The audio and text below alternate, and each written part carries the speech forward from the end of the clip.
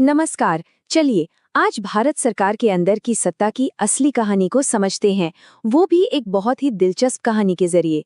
हम भारतीय संविधान के अनुच्छेद 72 से लेकर 78 तक को एक राजा और उसके चतुर वजीर की कहानी के रूप में देखेंगे। तो शुरू करते हैं। तो एक समय की बात है, हमारे देश में एक बहुत बड़ा दरबार लगता था। इस दरबार में सत्ता, कर्तव्य और सलाह की एक अनोखी कहानी बुनी जाती थी। और जानते हैं, यही कहानी आज भी हमारे देश के शासन की नींव है।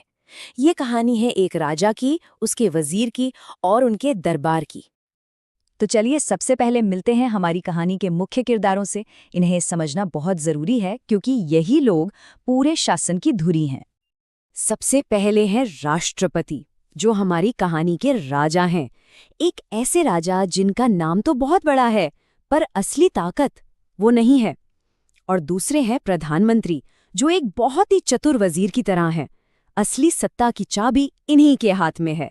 मतलब राजा के पास एक तलवार तो है, पर वो तलवार कब और कैसे चलानी है, इसका फैसला हमेशा वजीर और उसकी मंत्रिमंडली ही करती है। तो कहानी के पहले अध्याय में ये देखते हैं कि हमारे इस राजा के पास आखिर कौन कौन सी शक्तियां हैं और कहाँ उनकी सीमाएं शुरू हो जाती हैं। जरा सोचिए, दरबार लगा है और एक कैदी को लाया जाता है जिसे मौत की सजा मिली है। चारों तरफ से आवाजें आती हैं, महाराज दया कीजिए। संविधान का अनुच्छेद 72 हमारे राजा यानी राष्ट्रपति को दया करने की यही शक्ति देता है। ये उनकी सबसे बड़ी न्यायिक शक्तियों में से एक है। अब राजा की ये दया भी 5 तरह की हो सकती है। वो चाहे तो सजा को पूरी तरह क्षमा यानी माफ कर सकते हैं, या दंडक स्थगन के तहत उसे कुछ समय के लिए टाल सकते हैं। दंड माफी से सजा का समय कम कर सकते हैं। परिवर्तन से किसी बड़ी सजा को छोटी सजा में बदल सकते हैं, या किसी खास हालात में स्थगन के जरिए सजा को हल्का कर सकते हैं। लेकिन कहानी में एक बहुत बड़ा ट्विस्ट है।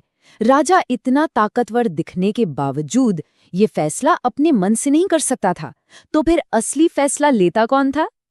और यहीं पर दरबार का एक पुराना और बहुत जरूरी फैसला काम आता है। कहर सिंह बनाम भारत संघ मामले में सुप्रीम कोर्ट ने ये साफ कर दिया था कि राजा दया तो कर सकते हैं, लेकिन ये फैसला हमेशा वजीर और उसके मंत्री परिषद के सलाह पर ही होगा। राजा तो बस उस फैसले पर अपनी आखिरी मोहर लगाता है। अब कहानी में सामने आता है राज्य का नक्शा। अनुच्छेद 73 राजा के शासन की सीमाएं तय करता है। इसका मतलब है कि राजा पूरे देश पर शासन नहीं कर सकता। उनका अधिकार क्षेत्र सिर्फ उन्हीं मामलों तक है जो संविधान की संघ सूची यानी यूनियन लिस्ट में लिखे हुए हैं। अब आते हैं कहानी के सबसे जरूरी हिस्से पर। चलिए देखते हैं कि कैसे ये पूरा का पूरा सिस्टम सिर्फ वजीर की सलाह पर टिका हुआ है। देखिए, अनुच्छेद 74 कहता है कि राजा को सलाह देने के लिए एक टीम होगी जिसका मुखिया वजीर यानी प्रधानमंत्री होगा। 1976 में 42nd संशोधन ने इस सलाह को मानना राजा के लिए जरूरी कर दिया, मतलब मैंडेटरी।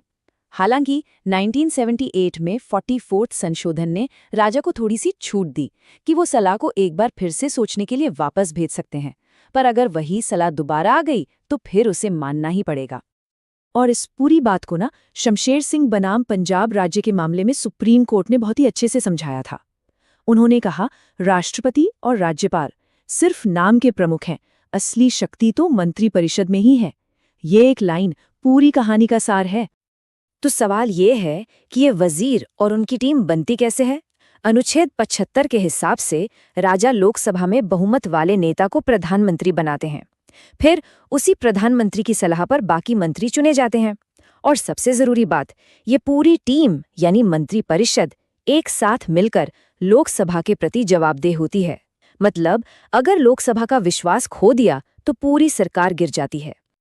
ठीक है, तो अब राजा हैं, वजीर हैं और उनकी टीम भी तैयार है। सवाल यह है कि ये राजकाज असल में चलता कैसे है।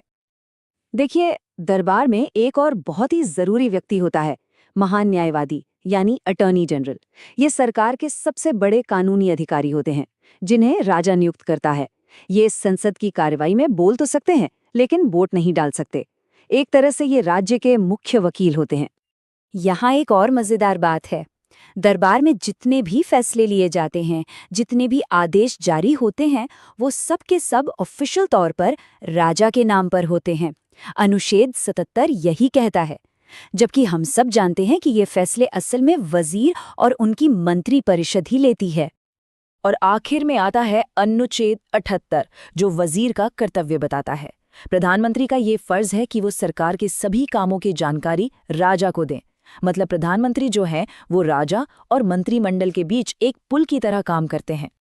तो इस पूरी कहानी के बाद हम आते हैं आखिरी फैसले पर, असली शासक कौन है। आइए इस कहानी से जो जरूरी बातें सीखने को मिली हैं उन्हें फटाफट समझ लेते हैं। जो लोग परीक्षाओं की तैयारी कर रहे हैं उनके लिए ये 5 बिंदु सबसे ज्यादा महत्वपूर्ण हैं। अनुच्छेद 72, राष्ट्रपति की क्षमादान शक्ति। अनुच्छेद 74, मंत्रिपरिषद की सलाह जो माननी ही पड़ेगी। अनुच्छेद 75, लोकसभा के प्रति सामूहिक जिम्मेदारी। अनुच्छेद 77, सारे काम राष्ट्रपति के नाम पर। और अनुच्छेद 78, प्रधानमंत्री के कर्तव्य। ये वो मुख्य बातें हैं जिन्हें याद रखना बहुत जरूरी है। तो हमारी कहानी का सार बस एक लाइन में है, राजा नाम का है, असली राज तो वजीर चलाता है। राष्ट्रपति देश के औपचारिक प्रमुख हैं, जबकि प्रधानमंत्री और उनकी मंत्रिपरिषद सरकार के असली कार्यकारी प्रमुख हैं। और अब जाते जाते एक सवाल, अगर राजा सिर्फ औपचारिक है तो क्या होता है जब वजीर जनता के सदन यानी लोकसभा का समर्थन खो देता है?